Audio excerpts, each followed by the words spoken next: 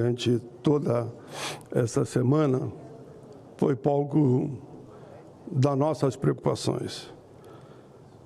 Como foi dito aqui já, são mais de 47 mortos, se fala que deverá ultrapassar os 50, 98 municípios afetados, desabrigados 4.794, desalojados 20.517, pessoas afetadas 342.605, feridos 925, desaparecidos, a conta ninguém acerta devido à força das águas. Presidente Rodrigo Pacheco, eu cumprimento Vossa Excelência pela iniciativa. Eu vou começar com o relatório e vou direto para a análise. Encontra-se em exame projeto de decreto legislativo PDL 321 de 2023 do senador Rodrigo Pacheco, que reconhece para fim do artigo 61, primeiro da Lei Complementar 101, de 4 de maio de 2000, a ocorrência do estado de calamidade pública no território do estado do Rio Grande do Sul, em decorrência dos eventos climáticos de chuvas intensas. Vou agora para a análise, senhor presidente. A nação brasileira tem acompanhado com bastante apreensão os graves incidentes climáticos, alongamentos, chuvas intensas, granizos, inundações, enxurradas, barreiras caindo, vendavais que assolam o estado do Rio Grande do Sul nos primeiros dias do mês de setembro, resultando na perda de vidas humanas e na destruição de moradias, estradas, pontes, bem como na interdição de vias públicas e na interferência do funcionamento regular das instituições públicas locais e regionais. Em verdade, muito tristemente, municípios inteiros, como foi o caso de Mussum, foram dizimados em poucos dias. O governador Eduardo Leite, com o apoio do governo federal, tem envidado os esforços necessários para realizar as ações emergenciais que se fazem necessárias. Para tanto, editou o decreto número 57.177, de 6 de setembro de 2023, que reconhece o estado de calamidade pública nos municípios do estado do Rio Grande do Sul.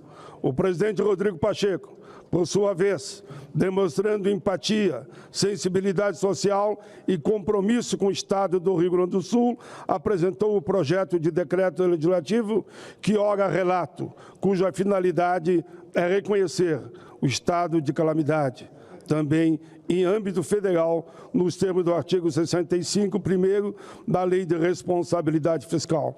Registre-se que o projeto atende ao apelo do Estado do Rio Grande do Sul, de todas as forças políticas do Estado, nos termos do ofício GGSL 18, enviado na data de ontem à presidência do Senado, que imediatamente encaminhou ao plenário e, por isso, nesse momento, eu faço esta leitura. O reconhecimento pela União do estado de calamidade pública no território do estado do Rio Grande do Sul até 31 de dezembro de 2024 atende perfeitamente aos requisitos do artigo 65 da LRF.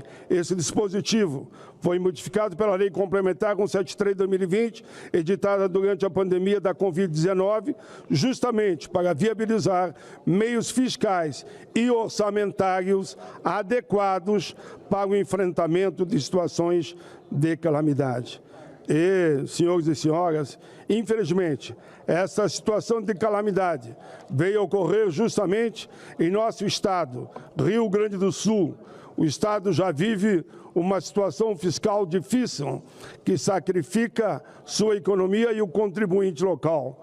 Com o desastre climático que atingiu, haverá necessidade de reconstrução de infraestrutura de cidades inteiras. E não é uma, não é duas, não é 10, é muito mais, devastadas pelas enxurradas. Assim, esse processo de recuperação somente será possível com o abrandamento das regras restritas do LRF, nos termos do parágrafo 1º do artigo 65.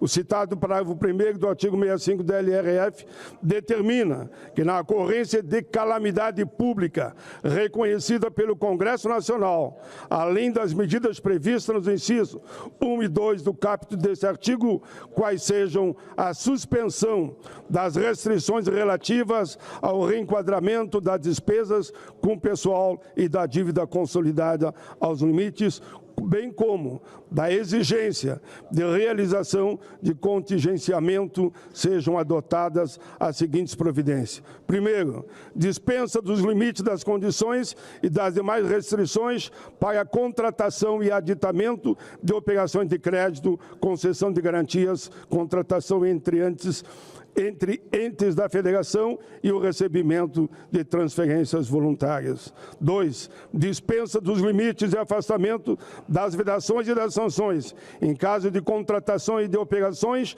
de crédito entre a Federação, artigo 35 da LRF. Da captação de recursos por antecipação de receita, de tributo cujo fato gerador não tenha ocorrido e outras operações similares, vedadas, artigo 37, LRF. Das inscrições de despesas, do resto a pagar sem disponibilidades de caixa, artigo 42, LRF, bem como dispensas de cumprimento da aplicação de recursos vinculados a determinadas finalidades no mesmo objetivo. Parágrafo único do artigo 8º da LRF.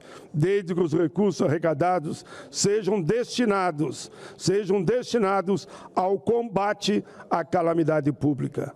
Terceiro e último, o afastamento das condições e das vedações relativas à renúncia de receita e geração de despesas, artigo 14, 16 e 17 LRF. Desde que o incentivo ao benefício e a criação ou o aumento da despesa sejam destinados ao combate à calamidade pública. Espera-se que essas medidas se somem a outras, de modo a garantir os recursos necessários para atender o povo gaúcho. Medidas essas encaminhadas pela União, pelo governo federal e também pelo governo estadual e os municípios dentro do limite. É para reconstruir as condições para o desenvolvimento econômico. Não salvaremos vidas. Muitas fábricas acabaram sendo destruídas. Colônias destruídas, mas o povo gaúcho está firme. E esse decreto, presidente Rodrigo Pacheco, encaminhado por Vossa Excelência, em parceria com todos nós, com a União, com o Estado, com os municípios, com essa casa, que eu percebi durante toda a semana que vinha à tribuna, onde eu dava números e dados, deixando que a emoção tomasse um pouco de conta, mas é natural. É nossa gente morrendo sob a explosão das águas, muito responsabilidade do próprio homem no ataque que faz à natureza. Obrigado, Congresso Nacional, obrigado, Governo Federal, obrigado, Governo Estadual, obrigado a todas as prefeituras, obrigado à bancada federal, que já está decidindo que as bancadas dos senadores e deputados deverão ser destinadas ao atendimento a esses municípios.